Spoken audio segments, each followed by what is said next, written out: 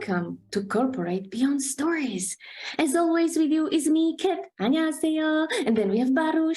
Hello, hello, hello.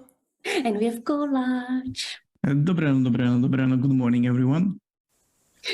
It was a new introduction in a new video. How did I do? You did so well, Kat. I'm still not used to that new title. Yeah. Well. We'll get to it. Anywho, do we have any fun facts? Of course we do. And this one starts with a question. How would you lure a wild rabbit? What sort of fruit vegetable would you use to lure a wild rabbit? Cabbage. Cabbage, okay. But they are very shy. They would run away. Dandelion. That's why you're luring them with vegetable. Okay. Well, I don't know. I would go with cabbage as Baruch said. Cabbage, okay. Usually people respond carrots. Carrots are like the, usual stuff, but it's misleading because actually carrot is bad for rabbits, for their teeth. It came up with Bugs Bunny, hey, what's up, Doc? And biting all that carrot. And there's where the popular myth that rabbits like carrots became or started to exist. Instead, it was sort of some caricature on a different person and stuff like that. And it became to a popular belief that when you are now watching animated stories with rabbits, that they are eating carrots. I like how many facts or fake beliefs there are about carrot. It's controversial vegetable, I guess. I know about two. How many do you know? Well, the one that you eat and it is still alive until it gets to your stomach. And the other one is like that fake fact that was made up during the Second World War, right? Yeah, that's the one. The other one is not fake, Carrots is alive, basically. Okay. Any vegetable is alive. It's still controversial. Exactly. It's controversial. Oh, interesting. Okie doke. What is the topic of today? The first crap which we should look beyond and hear out stories about it. I think it's business justification. What do you think? No! Do you have any idea how many of those I had to write? Yeah, me too. Nope. How many? A lot. So what were they about? Of course, it depends on the situation, but every time, whenever you're requesting something or requiring something, or you need approvals, you really need to write a very good business justification for that.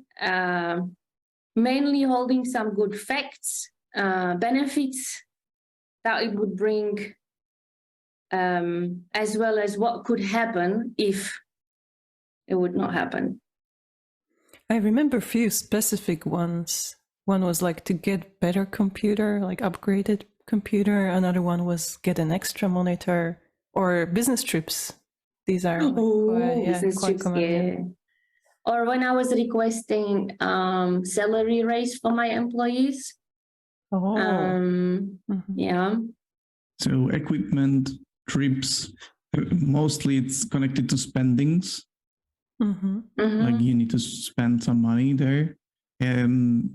Well, have you met with business justification, which was connected to promoting company?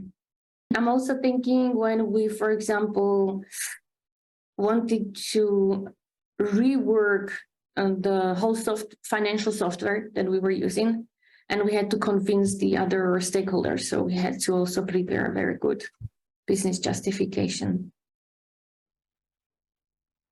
So how would you say that, what's the reason behind business justification, why it's needed at all? Like, there is money, I'm going to buy it, whatever. Why do I need to write a business justification for anyone? From my side, I would say that's basically whoever needs to approve your request, they fully understand what they are approving and why the resources are going your way and for what reason. I remember I hated these, like I considered them useless administration steps.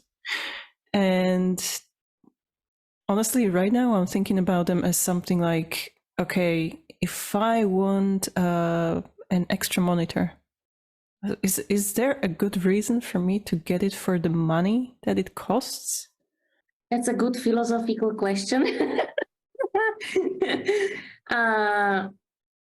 I see it in a way, like I would say two types. So one, as usually in every corporate, you have way too many approval chains, right? So especially those who literally have no idea, for example, what your department is doing or the details of it. If they read the business justification, they really need to understand that the benefits of it, right? Cost versus benefits, what it will bring. So they can really easily make the decision, I approve. Now, to get back to Baruch's philosophical question, which I call philosophical question, I prefer if, for example, department gets a yearly budget, right? This is your budget. And I would leave it fully up to that department, how they gonna work with those money, that I don't need to further give them additional approval. I already gave you that budget. Why do I need to every step approve? Also, I would never give them a freeze, but that's a different discussion for that. So that's something we can talk about. But yeah, that's how I think it, that because of so many approval steps, that whatever and whomever will read it needs to understand it, that they will give that approve stamp, let's say. For me, that question is not really philosophical. It's very practical to me. And if we take that example, I mean, I like if it was like you said, of course, Kat, it makes things much simpler. But at the same time, like there are sometimes people who ask for the strangest things. Like there is no reason for them to have it. So I remember some strange examples, like asking for different colored keyboard. And for a company that needs to pay for that keyboard, will they see return on investment for that? So it doesn't need to be necessarily in terms of money, but for example, employee satisfaction. I don't think that there is correct, right or wrong answer when it comes to that. I feel like I totally agree with you that there are certain levels or sums of money.